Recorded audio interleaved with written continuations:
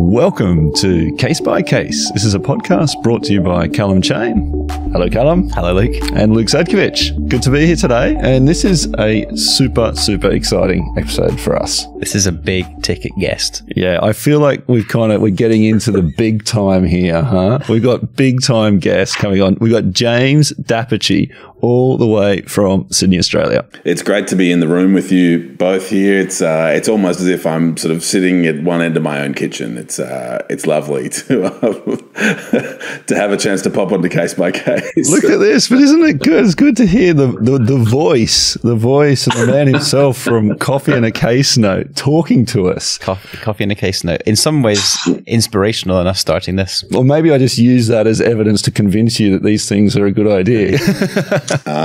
Yes. Look, I'm delighted to be up your sleeve, Luke, for any argument you need to have with Calum in future. Happy for you to wheel me out. I'm delighted. It's very generous of you both. And look, joking aside, James is an absolute expert on this area of law. We're going to get into trust law today. We're going to talk about derivative actions in trust law and how they're different from derivative actions in company law. Are they different? I'm not sure. We will find out. That's going to be a big part of it. But James is a director at Chamberlain's, one of the well-known firms in Australia, really kicking a lot of goals out there. So we were delighted to see you make partner/director a while ago. And welcome. Well, let's get into it. The case that we're talking about today is Gillespie and Gillespies, Cranes Nominees Pty Ltd. This is a Supreme Court of New South Wales decision. The hearing was on in July 2022, and the orders were made in August 2022, and this decision was issued in September. So really recent decision. It's all about application, so it's not a final decision on the merits, but hugely important in the context of this case. So it was before Parker J. It's in the equity jurisdiction of the court. So yeah, who's going to kick this one off? There's quite a bit to get through factually. So I mean, we'll probably pass over to James for some of them, but in broad strokes, this was a proper family bust up. This was worse than night of Articulate at the Cheyne family household. This was beyond even that. And there was a fortune left in trust by the father to, it seems, a number of children, and some of the children are executors of the trust. There are a number of claims that have stemmed out of the way that the trust sums have been divided among the beneficiaries, the role of the trustees. I think there are 7, maybe 8 different claims that are arising out of this, and the judge goes through them in brief in this judgment, but really it's actually on a much kind of smaller and probably more interesting point of law that this case turns, because it's an interlocutory application, effectively trying to strike the claims out. On the ground that, I think that the claimant was trying to amend their statement of case in a way that where they could sort of make the claim properly, and the defendants were saying that we want to strike this whole claim out. You can't change it, and even if you could, the way that you would change it would be inadmissible or would be unlawful. So the claim has to go. I was going to say no boats. It's I was sorry to bring you both a boatless case, and no bills of lading or crazy cross-jurisdictional finance or any shenanigans like that. If you can tell from that joke, I'm a case-by-case fan. So, Callum, it's nice to hear you summarise cases I'm interested in as well. So I'm delighted to be here, and I'm excited to chat to you about it as well.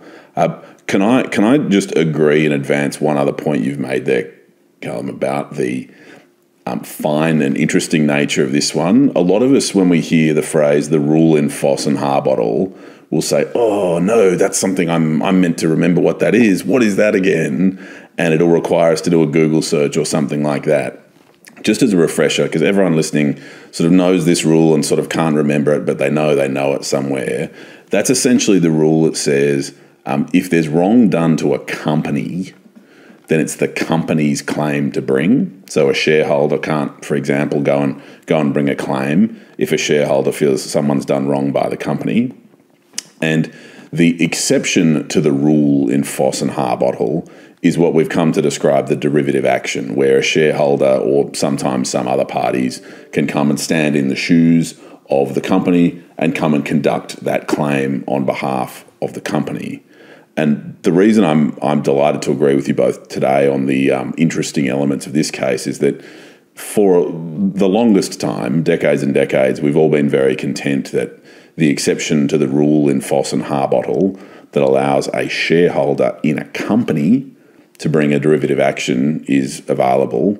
But what we're here to have a chat about today is quite an interesting scenario where we've got a beneficiary of a trust who is looking to make a similar sort of application. And Calum, I think that leads to some of the issues that our respondents today, or indeed our applicants in the notice of motion, were seeking to agitate, suggesting that legislation might have got in the way. I guess the first step is why do we have this exception at all? And that in the company context is largely for fraudulent actions by major shareholders, such that the company itself wouldn't be able to commence an action against the people who had done the wrong, because the company itself would be fettered by the votes of the shareholders, and they would say, no, we're obviously not going to sue ourselves. So a minority shareholder can then take advantage of this exception in order to put themselves in a position where they can sue on behalf of the company that otherwise would be unable to bring the claim. Precisely. And similarly with breaches of directors' duties, that in accordance with the rule in Foss and Harbottle, that's a claim of the company. And so if I'm a shareholder in Luke and Calum Pty Limited, and Luke and Calum decide it might be fun to funnel off the company's funds to start a podcasting network or something like that, then I as a shareholder might have no power to stop that. And indeed, Luke and Calum might decide, well, we're not going to cause the company to sue us. We're just going to go on our merry way. And so it's sort of designed in part to allow a shareholder to exactly as you say, Calum, to sort of get at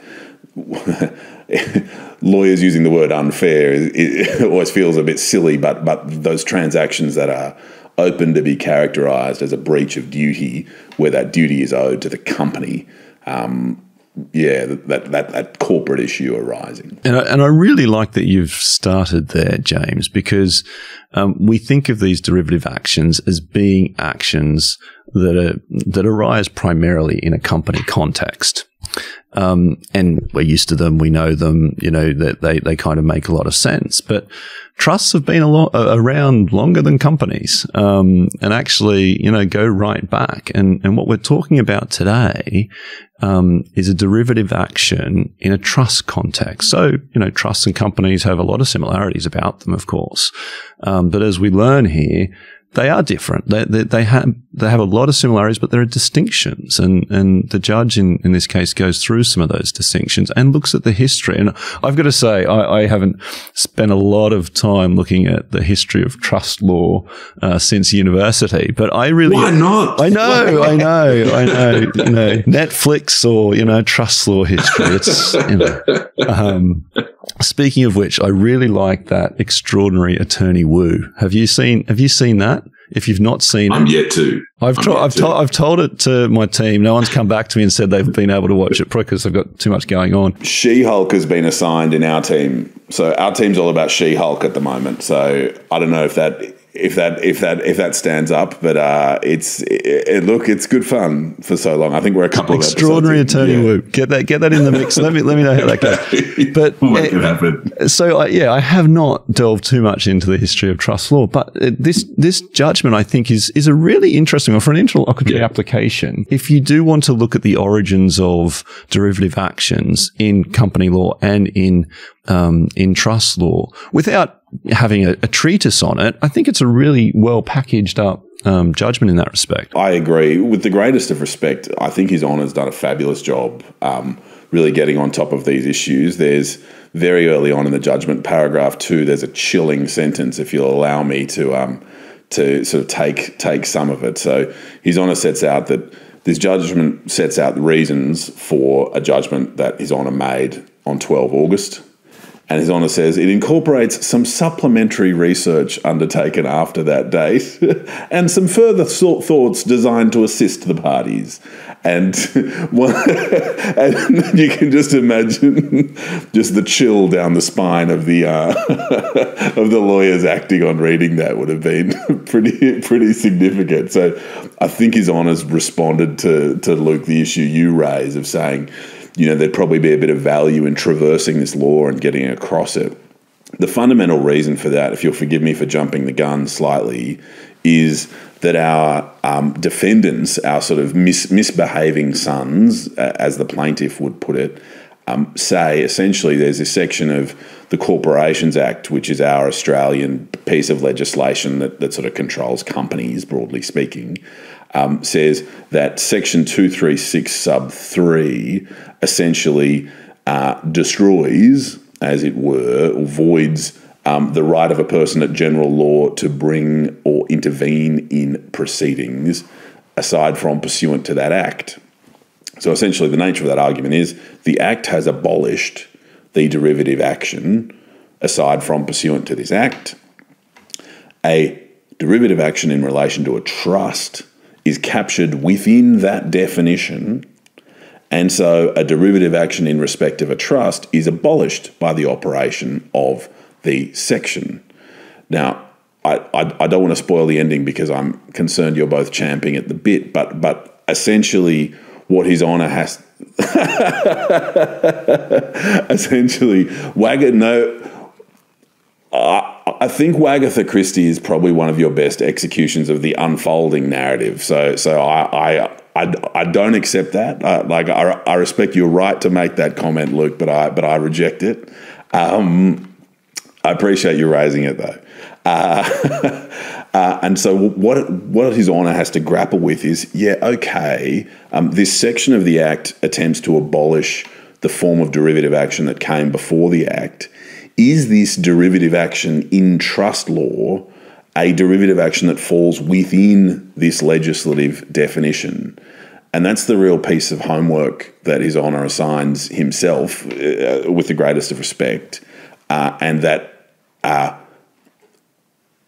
was evidently challenging for the lawyers and parties involved to really come to grips with the meat of. And it's that challenge of what is the status? Firstly, is there a derivative action in respect of trusts? Secondly, if so, has it been abolished, as it were, abolished in effect by the operation of this section of the Act? And so traversing that stuff was an interesting element of the judgment. And having gone away and looked at all of the history of the law of trusts, it seems as though ultimately he says, well, you can run this argument, but you haven't run it properly yet, and actually your amendments also don't really run it properly either. So take the benefit of my research, my experience, this excellent 33-page judgment, and use it to go back and reformulate your argument into something sensible. It's chilling. It's chilling stuff. I don't believe in a higher power particularly, but the phrase "there but for the grace of God go I think sort of springs to mind working through this one. On those pleading points, Calum, I think it's so constructive for you to raise them, and it's a good chance, if it's all right, for us to go into some of the finicky facts if anyone's having trouble sleeping. So essentially, we've got this trust that is operated by a corporate trustee. We've got 4 kids in this family. Remember, Calum described it correctly as a family dispute. 100% would never happen in the ZFZ family, I'm certain. But in essence, we've got the 2 eldest kids controlling the trustee company to do all this stuff that our 4th kid, our plaintiff today, complains about. The compulsory acquisition of, property worth 50 odd million. Oh, let's just allocate that, more than 90% to 2 and 3% here, 3% there. I mean, I wondered whether there was more when I was reading these facts. As you say, there some of them are how are they going to get away with that? Surely not. But you do wonder whether there's some kind of, whether there's more to it in the trust documents that we're not seeing. Whether there's some, I don't know, whether there was some kind of remunerative aspect to the management of the trust that is going into these, the way that the money is being divided. But on its face, there is just an outrageous mishap. Completely agree. I mean, in addition to that, we have the transfer of some of the property of the trust that was sort of a reasonably valuable crane business. So remembering that a business is an asset that has all its little component parts, that asset is just transferred out of the hands of the trust itself and into the hands of entities associated with our two, quote, quote, bad guy brothers. And we have this interesting income point that exercises our plaintiff son's mind and actions in relation to this application. And that is, it's going to sound a little complex on its face, but hopefully it makes sense. Essentially, the trust deed allows for payment of the income of the trust to be paid to the 5 principal beneficiaries. Those 5 principal beneficiaries are mum and the 4 kids, and income is to be paid to them unless there is a valid resolution directing some other payment. Now, as it happened over this 12-year period, perhaps no one will be surprised to hear all the income was paid to entities associated with our two bad guy brothers. And what our son says is, that was a breach, either an alteration of the substratum of the trust, the really fundamental core of the trust, or otherwise was not a resolution made in accordance with the proper administration of the trust. Now, what's interesting is that now that we've found out that a beneficiary can bring a derivative action, so a beneficiary can stand in the shoes of the trust or stand in the shoes of the trustee to go and pursue other people who might be holding some of the trust's money, is we come exactly to the point you raised, Calum, the pleading point. And the reason this is interesting in this context is that our disappointed brother is claiming a number of things. He's claiming, firstly, removal of the trustee, which strikes me as a pretty good prayer to raise in this context. In the kind of context of relief sought, that's kind of quite draconian, isn't it? That's like the nuclear option, ousting the trustee entirely. There seems to be a number of steps that can be taken to direct the trust to do certain things, or even the court takes certain action using its administrative powers to look after certain affairs. Something can be hived off and run in the trust's name by other lawyers, things like that. A receiver can be appointed similarly, yeah. Exactly. But that's one of the big ones, isn't it? Going after the recalcitrant trustee and having them replaced. And it sort of leaves open the question of, all that is nonetheless available in this case. And so Luke, as you wisely raised as we opened our chat today, this was just an interlocutory application. And the question is, are we allowed to bring this application? So I think that's going to be something I'll be curious about. And frankly, I expect we'll never know, because this is going to settle now. This reeks of bringing everyone back to the table and saying, okay, now we've got the shape of the playing field. Let's sit down and negotiate again, because I guess we are playing for sheep stations or shipping liners or whatever analogy we want to use. I think the commercial tensions will bring everyone to the table. But if I can just get to my point finally after getting sidetracked there, the issue was that our plaintiff brother was claiming a number of different sorts of relief. One form, if I can just take one example, is equitable compensation, essentially just the payment of money into the hands of plaintiff brother. Now, interestingly, that would not be appropriate relief for a derivative action. And so His Honour assists plaintiff brother's lawyers in understanding, hey, look, you might get leave to bring this application, but if you do, and if you succeed, the relief you'll be getting will not be payment into your client's hands, it'll be payment into the corpus of the trust. And so, Callum, as our collective stomachs might have sunk at the idea of our pleadings being redrafted by His Honour, this issue seemed to rear its head. Which makes a lot of sense, because the whole purpose of this derivative action is that you're bringing the derivative action on behalf of the company. That's why it's derivative. So you can't bring the action on behalf of the company, but the company is also bringing it on behalf of you. That's almost a derivative on a derivative.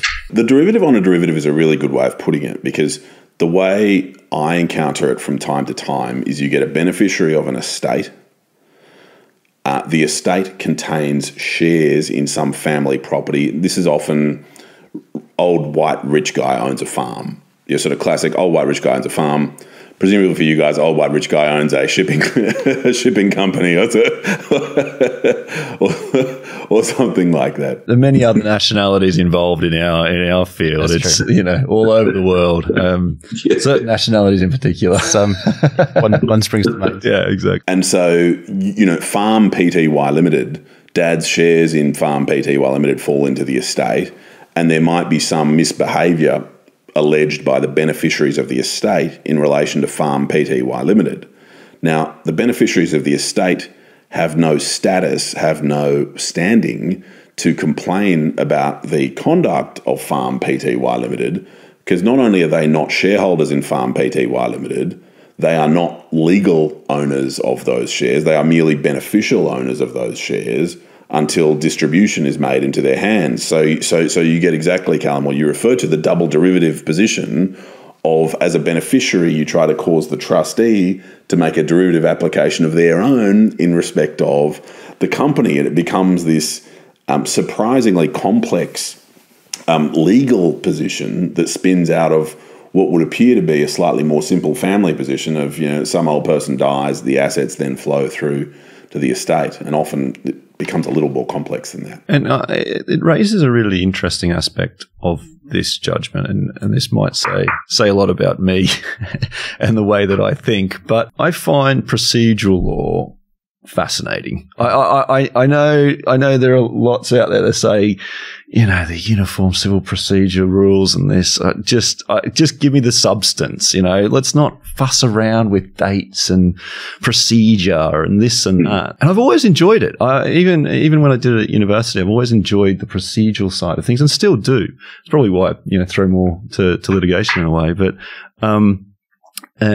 and arbitration. But the interesting thing about that is that procedural law and substantive law often kind of overlap in ways, and courts are also living, breathing things, and what they are today is not what they might have been 300 years ago, and and in some ways they are too. So some of the original origins of a court, whether it's sitting in equity, or it's the common law jurisdiction, or it's admiralty in some other facets, looking back at the original origin of the jurisdiction of a court sometimes informs why we are where we are today, both in terms of procedure, in terms of substance. And we have some of that going on here with the court's equitable and equity and administrative jurisdiction to make decisions in the administration of, say, a trust or a company. And how has that been dealt with differently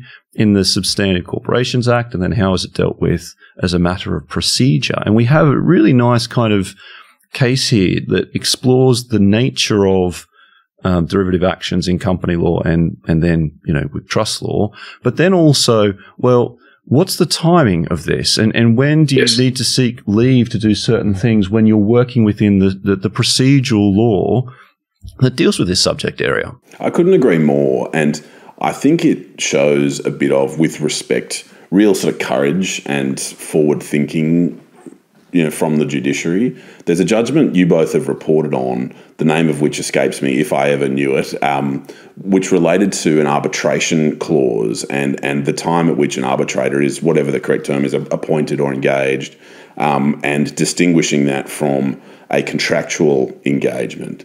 And what I found interesting about that, and the way you both discussed it, was the obviousness with which His Honour in that case understood the real commercial nuts and bolts of the way arbitrators are engaged and the way arbitrations unfold. And if you think back perhaps a generation ago, the idea that a judge would hand down something like that in the absence of potentially expert evidence on the way arbitrations worked, the courage with respect that it takes from the bench to take judicial notice of a pretty fine area of commercial maritime law, I find it endlessly impressive that this living, breathing thing that we all get to interact with manages to account for not merely the high-minded, what happened 600 years ago when someone drafted the Statute of Frauds, but the nuts and bolts. We got to get these boats moving through the Panama Canal or whatever. We got to get them moving through. The real rubber hits the road sort of elements. So I couldn't agree more, Luke, that the idea of the practical application of these high-minded concepts is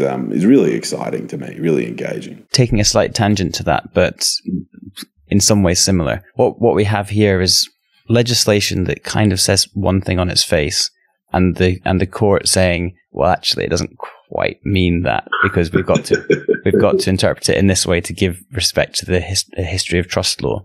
And in some ways, it's almost a cautionary tale against over-codification and over-legislating for things. It's very difficult to replace not only the depth of law that you have throughout the history of the common law, but I guess more importantly, it's very, very difficult to replace the flexibility that you have within a common law system when you introduce a legislative hard stop on a particular right. I think that's so true, and that it sort of almost leans into that similar to the contra preferentum sort of doctrine of, if we're going to knock something out, if we're going to remove some rights, then we're going to want to do it in the clearest language possible.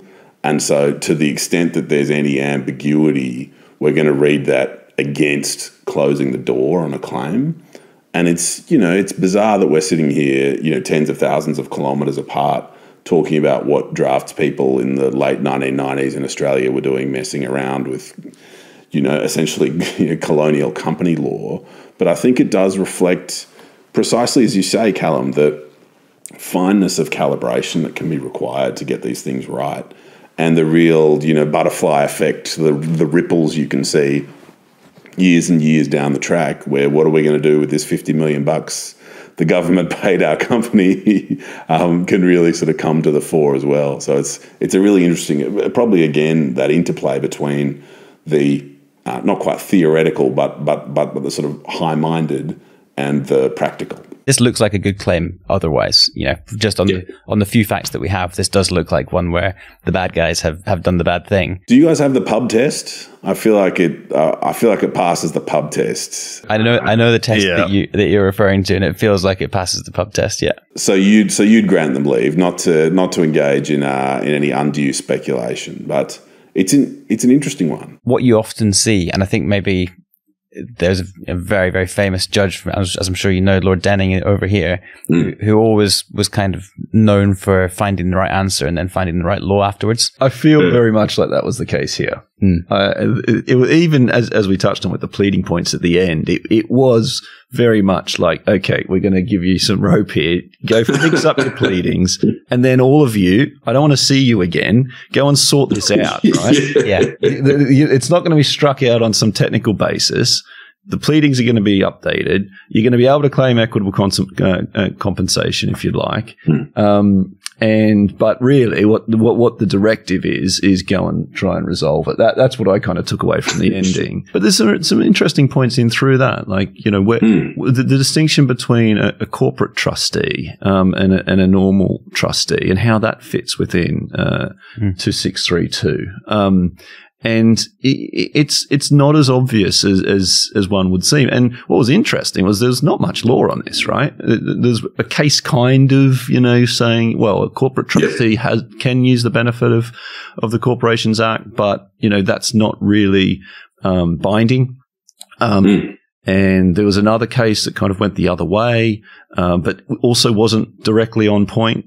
So it comes to your point, Calum, that it's really hard to codify in a way that covers the field. And if you are going to cover the field or take on different areas, like, the Corporations Act doesn't, jump out at you as the Corporations and Trusts Act. Like, if you're going to delve into dealing with another area of law, you've got to do it and do it properly and do it expressly. Yeah. More importantly. That's exactly right. You wouldn't, and it's a very good argument in a way that's brought by the defendants here, because they've found a decent argument that on its face is, has quite sensible grounds to say that that the claim should be struck out. Well, it's also coming back to what I was saying about procedure is that one of the reasons why the defendants were saying this should be struck out and you need to look to the Corporations Act is because there's a framework for bringing these types of actions. There's steps that you have to get along the way. And they were saying here, well, you should have got leave of the court to do this first.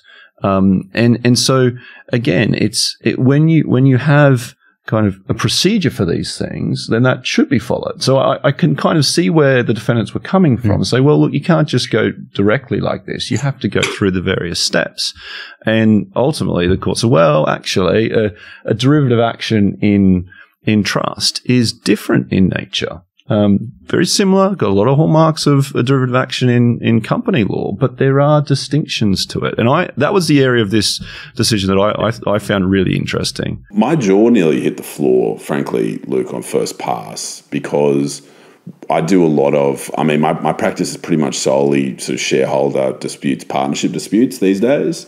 And the amount of advice we give of, sorry, you're a beneficiary, and the area that we call corporate oppression, that I think is referred to slightly differently internationally, essentially minority shareholder style relief, is not available to the beneficiary of a trust. And we've not offered the same advice, but I've had the superficial view that the position would be similar for the beneficiary of a trust seeking to bring a derivative action. We'd have to come about it a different way, try to remove the trustee, try to get a receiver appointed, try to get the court to direct the trustee to behave in a certain way. And luckily, I can't think back over my career to having given the advice that one does not exist.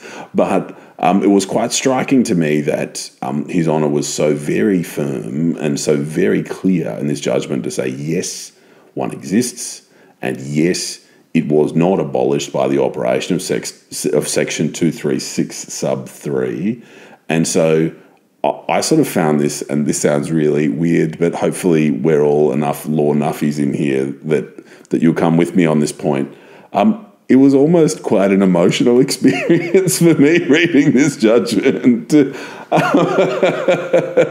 was like learning that just something new existed in the universe that I thought I knew so well. Like, oh, really? Really? That's the case? It's like, it was like a beautiful song. Okay. Now you say, and we've had that before, haven't we? When some areas that we've traversed and it's been put in a certain way, and often it comes from the bench. The bench will come up with some way of looking at it, and you'll be like, yes. It's a nice thing about the common law as well, and I guess this is a slightly weird interplay between legislation and common law. But the idea with some of our contract cases where this, we haven't codified the rules of engagement of contracts, but the idea that not only is this what the law says now, but actually the law has always said this, just no one had written it down yet. So the law has always been this way. This has always existed throughout your entire life.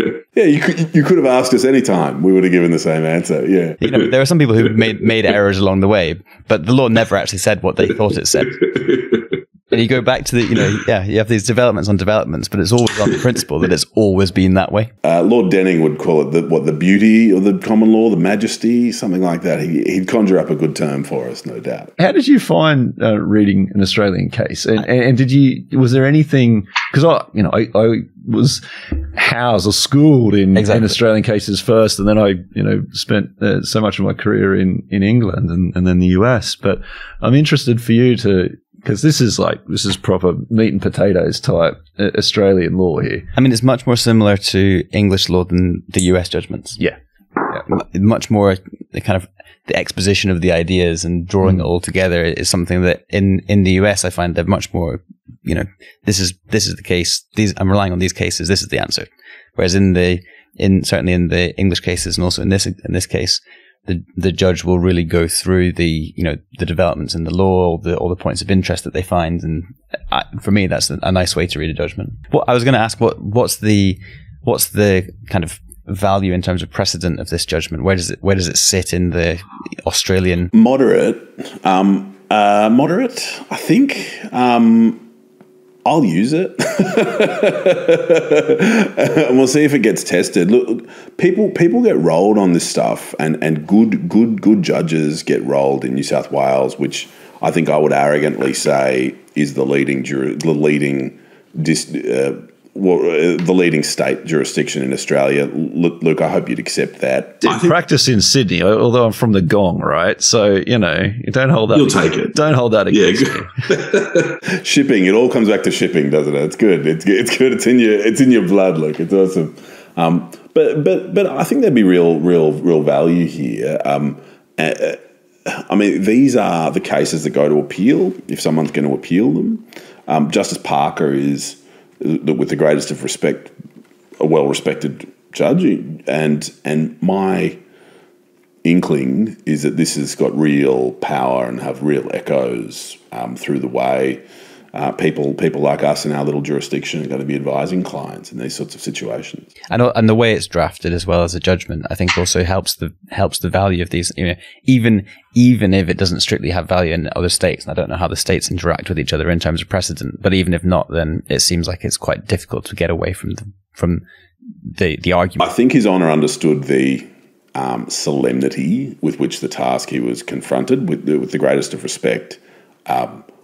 I think he understood that this was a pretty serious issue and that people would be paying attention to what was handed down, and so he took the task. He addressed it with appropriate rigour and serious and sincere rigour, and I think the outcome we get from it is a pretty, again, respectfully, a very useful judgment, I think. So do you want to just perhaps offer a few words, kind of pulling it all together, the kind of ratio of the case? What's the real takeaway here for our listeners that are interested in trust law? Yes. Well, I think the heart of it for me is having an additional path to advise your beneficiary clients on their rights. I think it's very easy to think of potentially family office clients, where that family office may have some substantial assets, might be located in different jurisdictions, might have one of those diagrams, a lot of circles and lines and a lot of triangles, and you might think, well, how on earth are we going to get through that triangle to connect up to that line or whatever it might be? This is a case that allows us to advise our beneficiary clients, at least in some jurisdictions, to say that if the trustee of your trust or your family's trust has misbehaved, then there is an opportunity for you to not take the violent step of the removal of the trustee, which can be a really difficult application to bring, but to approach the exercise with what may be a lower threshold to really apply pressure to improve the conduct of that trustee. So what I say is this is a clear reminder of a weapon in the arsenal that, as Calum would say, has always existed, and we were just reminded has always existed. So it's a good reminder to us that this exists when we're advising our beneficiary clients. And I also think, with the greatest of respect to our fellow practitioners, that these concepts can get a bit fiddly when we talk about who's a shareholder and who's an officer and who's a director and what's a company and what's a trustee and what's a corporate trustee. And these things can sometimes get a little bit intertwined, that it's a nice reminder to say a company's like a trust. It's not a trust. A derivative action is available for a company and it is also available for a trust, but they are different things, even though if they look similar. So I think it's a good refresher for us as nuts and bolts advisors. But I also think conceptually it's a good way for us to keep our thinking nice and grounded as to what are these entities we're actually interacting with day to day, week to week, month to month. Brilliant. Yep. I think that sums it up. That sums it up. Look, thank you very much, James, for being on. I have thoroughly enjoyed this. Yeah. It's been good fun. And then let's do it again sometime. Yes. Yeah, maybe we'll have to put him on a boat. Let's put him on a boats case one. Yeah. No, don't. We can flip it around next time. But joking aside, it's been a real pleasure. Thank you for your time. We know that a lot of time goes into putting these together, so we thoroughly appreciate it. I'm sure our listeners will have enjoyed the episode today. Thank you, listeners, for being with us. If you've if you're hearing this, you've stayed till the end. So thank you very much. I just got a small ask. Please do check out James Dapici on Coffee and a Case Note. You can find him, I think, on just about every platform these days, but your usuals like LinkedIn, YouTube, Insta, TikTok, I think, is in there. Only 26,000 followers on TikTok. So, we're giving it a crack. That's my brag for the day. Yeah. And that's for your dancing, right? That's not for your mainly my parkour. Yeah, so I do a lot of street running. It's great. that was a joke. I'm working up to getting case by case on TikTok for us, Calum. I haven't told you that yet, but okay. Look, jokes aside, thank you, and if you do subscribe to us, we'd be very grateful. We're on YouTube, Spotify, and Google. Where else? Apple. Thanks again. And until next time, everyone, take care. Calum. Cheers, everybody. Take it easy. Thanks, you both.